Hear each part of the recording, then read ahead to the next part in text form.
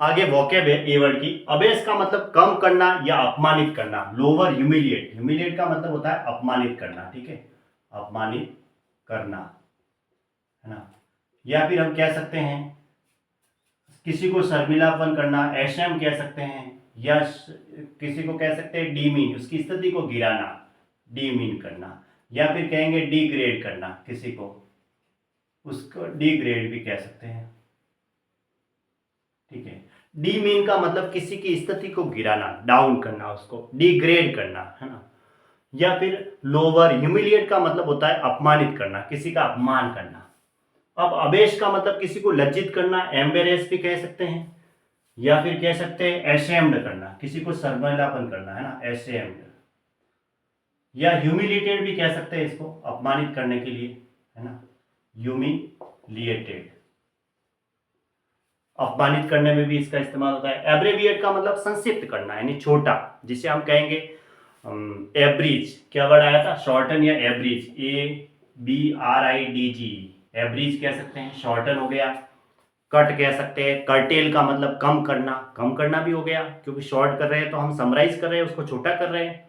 और तो संक्षिप्त के लिए तो वर्ड लिखा है, तो ऐसे नॉर्मली लाकोनिक है, सक्सिंट है, टर्ज है, इसका मतलब संक्षिप्त होता है, ठीक है। एक इडियम आता है इन ए नटशेल, इसका मतलब भी ब्रीफ होता है, संक्षिप्त।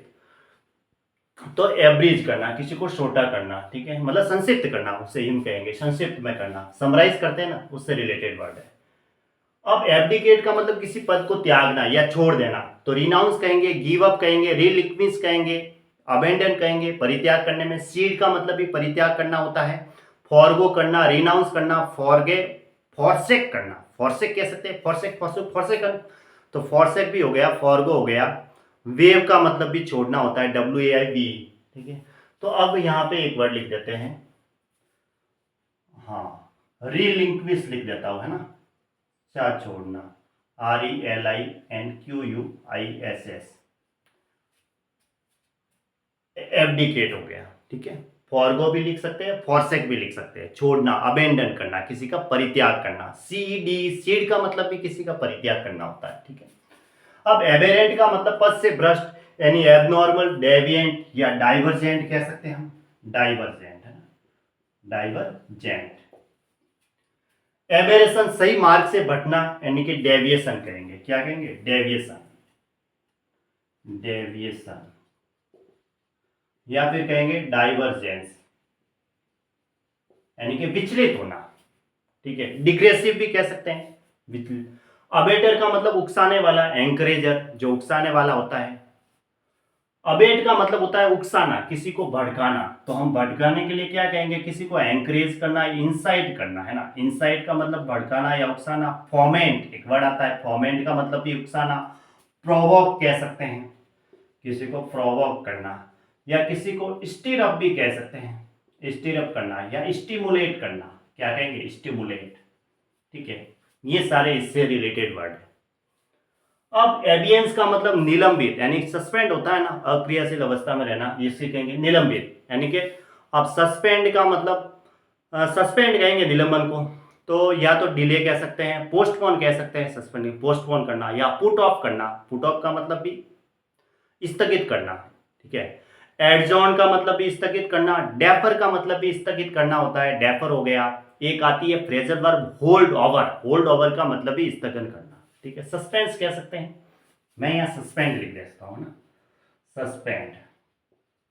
या फिर पुट ऑफ, है ना, पुट ऑफ भी कह सकते हैं हम, या फिर कहेंगे होल्ड ओवर, इससे रिलेटेड, होल्ड ओवर, पोस्टपोन करना, डिले करना, डेफर करना, एडजॉर्न, ADJOURN, एडजॉर्न, यानी कि पोस्टपोन, डिले, सस्पेंड, हाल्ट। अब एबोर का मतलब नफरत करना होता है, जिसके लिए बहुत सारे वर्ड लिखे हुए हैं मैंने।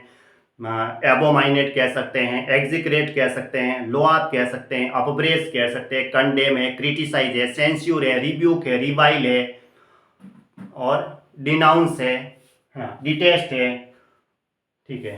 तो ऐसे बहुत सारे वर्ड हमने लिख रखे हैं ना। एग्जिक्रेट लिख देता हूं इस बार। लोआत भी होता है, लोआत का मतलब भी किसी की निंदा करना, एग्जिक्रेट, ठीक है।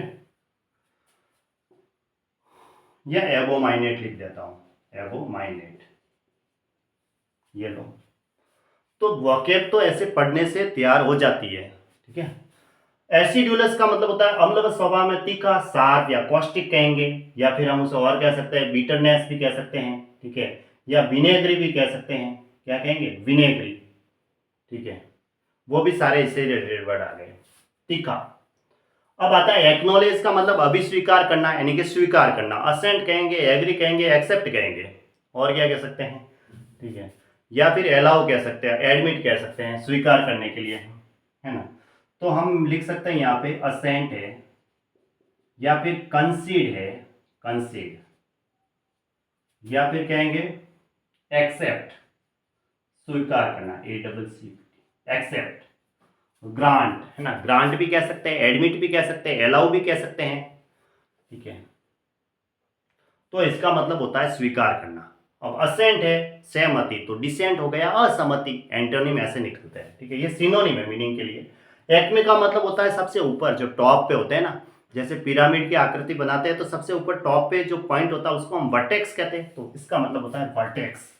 क्या कहेंगे? वर्टेक्स। या फिर कहेंगे जेनिथ, है ना, और पिनेकल हो गया, समिट हो गया, क्लाइमैक्स भी कह सकते हैं, क्रेस्ट भी कह सकते हैं। क्रेस्ट का मतलब भी शिखर होता है। ऑप्टिमम कह सकते हैं सबसे ऊपर के लिए, क्रेस्ट का मतलब शिखर, ठीक है। तो एकॉस्टिक्स का मतलब होता है श्रवण विषयक, यानी कि ऑडिबल, ऑडिबल, या फिर कहेंगे ऑडिटोरी, ऑडिटरी, ठीक है। एक्विस का मतलब बिना विरोध किए कुछ भी मानने को सहमत होना, इसमें भी सहमत होने की बात हुई है, तो एग्री कहेंगे, एक्सेप्ट कहेंगे, या कंसेंट कहेंगे, एसेंट कहेंगे, एसेंट भी इसे लिख सकते हैं, या फिर कहेंगे कंसेंट। कंसेंट का मतलब होता है सहमति, एग्री, एक्सेप्ट, अलाउ, एडमिट, है ना, ये सारे ग्रांट, ये इससे रिलेटेड वर्ड हो गए। अब आता है एक्विसेंस, यानी कि असेंट से संबंधित हो गया, वही इससे भी रिलेटेड वर्ड है ना। इसका मतलब मौन स्वीकृति, स्वीकार से संबंधित, यानी एक्सेप्टेंस भी कह सकते हैं हम। नॉर्मली हम क्या लिखेंगे? एक्सेप्टेंस, या कोई चीज का अप्रूवल मिल गया, हम क्या कहेंगे? अप्रूवल मिला, यानी स्वीकृति मिली उस चीज की, अप्रूवल मिल गया। अब आता है एक्रीड का मतलब तीक्ष्ण, यानी कि शार्प कहेंगे। अब शार्प कहेंगे तो इसको हम क्या लिख सकते हैं? बीटर लिख सकते हैं, तीखा के लिए, कटु के लिए बीटर लिखेंगे नॉर्मली, है ना, बीटर, ठीक है। बीटर है, श्योर है, तो इसके तीखे से संबंधित है, ये इसी से रिलेटेड वर्ड है, ये वाला। अम्लवत स्वभाव में जो तीखा है ना, विनेगरी है, विनेगरी भी कह सकते हैं, सार्केस्टिक है, वो इससे रिलेटेड। एक्रिमोनियस, चुभने वाला, तीक्ष्णता, स्टिंगिंग, कॉस्टिक, सार्केस्टिक, ये इससे रिलेटेड ही वर्ड है। एक्रिमोनी वापस तीक्ष्ण आ गया, ये भी इससे रिलेटेड वर्ड है, सार्केस्टिक है, विनेगरी है, ये। अब एक्चुरियल का मतलब होता है, ये तीनों एक जैसे रिलेटेड वर्ड है, इसको एसिडिक भी कह सकते हैं, एसिडिक भी कह सकते हैं, विनेगरी भी कह सकते हैं। ये तीनों, बीटरनेस है, शार्पनेस है, कीननेस है, तीनों मिलते जुलते वर्ड है, ये वाला और ये वाला, ठीक है। एक्चुरियल का मतलब होता है बीमा की जो हिसाब किताब रखने वाला आता है ना, उससे। मृत्यु, आग, चोरी आदि के बीमों की किस्तों का हिसाब रखने वाला, जिसे हम इंश्योरेंट कहेंगे। क्या कहेंगे? इंश्योरेंट, ओके, ऐसे।